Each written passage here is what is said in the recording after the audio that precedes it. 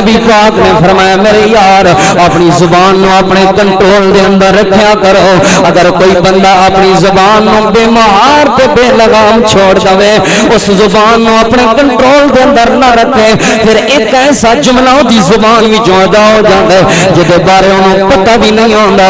نبی پاک نے فرمایا سبعین خریفا الی النار. پھر اللہ پاک ایک جملے دی وجہ تو اللہ پاک اس بندے نو 70 سال دی مسافت جہنم وچ گہرا سٹ دیندے نے. ایک جملے دی وجہ تو, ایک زبان دے وچوں نکلے ہوئے کلمے دی وجہ تو.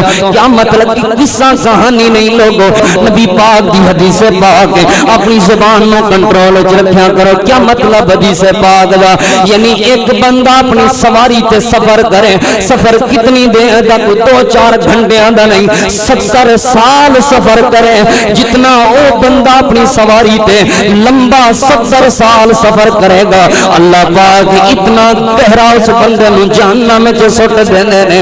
ایک جملے دی وجہ تو, ایک قول دی وجہ تو, ایک عمل دی وجہ تو.